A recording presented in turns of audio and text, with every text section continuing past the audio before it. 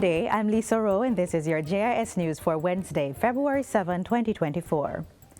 In a move expected to usher in major developments for St. Thomas, Prime Minister Andrew Holness officially opened the 4-lane highway from Harbourview to JIS Bridge yesterday. The 17-kilometer roadway represents Part B2 of the Southern Coastal Highway Improvement Project SHIP, a flagship program of the government.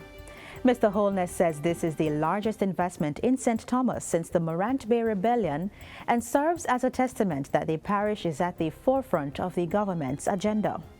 The focus of my administration is correcting a fundamental wrong that was committed against the people of St. Thomas for centuries and developing a parish that faced a dark period of neglect during which many generations suffered.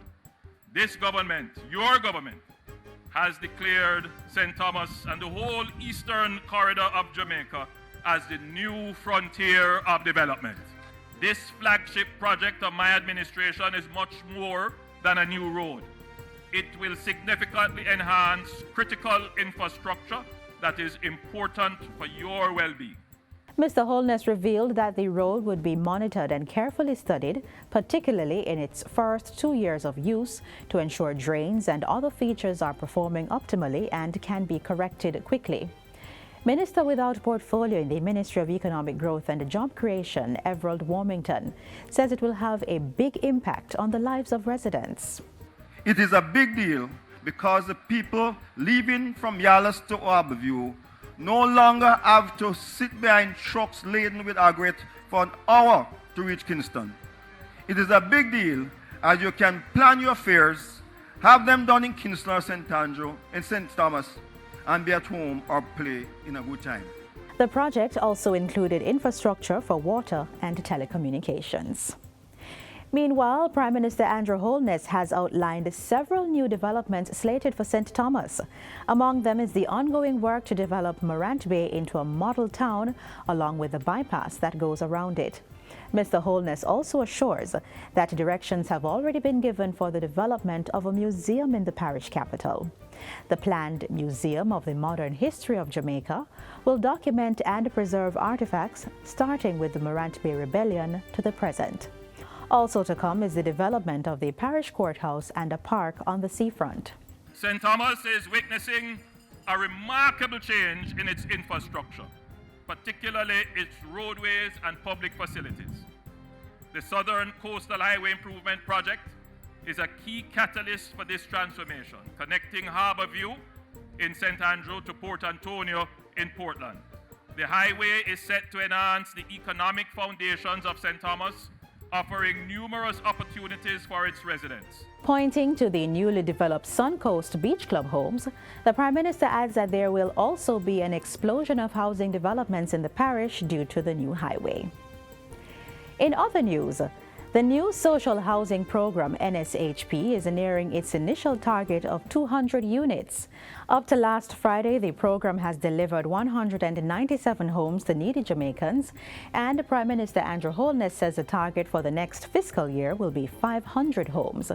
Mr. Holness delivered the 3 latest units during a recent tour of North Central Clarendon. The tour began in Rock River, Mount Zion, where a young mother of 3 lived in a dilapidated shed and was being asked to leave. When the rain falls, it leaks terrible, leaks bad, and you can stay in on the inside and see outside.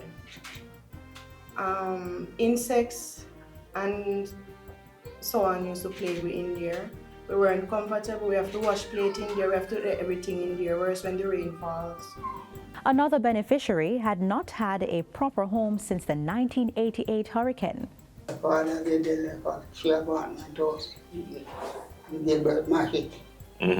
After mashing it, I make a little board one. The final handing over was for Evadne Carty, who lives with her daughter and grandchildren. During the Prime Minister's tour, water was also turned on for the first time in the community of Eden, which will serve over 200 households. Mr. Holness pointed out that while the overall purpose of the NSHP was to assist the needy with proper homes, the program was also assisting in other ways. We try to support as many of the requests that come in So the ultimate of the request is a house.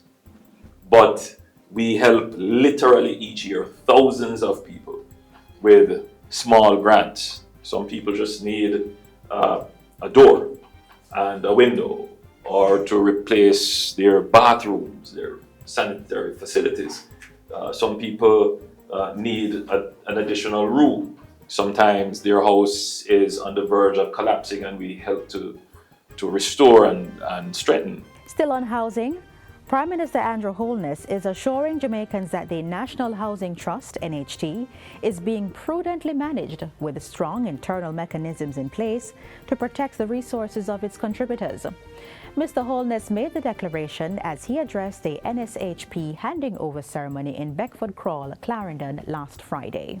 We have taken the extra step, certainly, with the kind of board that we have put in at the NHT to make sure that that board has on it a very strong financial and accounting and legal and management skills.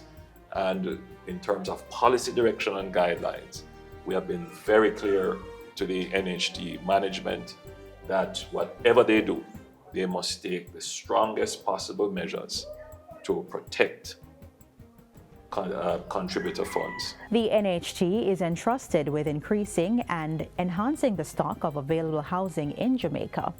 It also provides financial assistance to the neediest of its contributors who wish to build, buy, or repair their homes. And finally, the Electoral Office of Jamaica, EOJ, says it is fully prepared to receive the nominations of candidates tomorrow for the February 26 local government elections. Nomination day activities will take place between 10 a.m. and 2 p.m. at designated nomination centers across the 63 constituencies. There are 228 electoral divisions being contested for the purpose of electing councillors to serve in the 13 municipal corporations. Additionally, the mayor of the municipality of Portmore will be directly elected. Director of Elections Glasspool Brown says he is anticipating a well-coordinated, incident-free nomination day. And that's it for JIS News Today. I'm Lisa Rowe. Thanks for watching.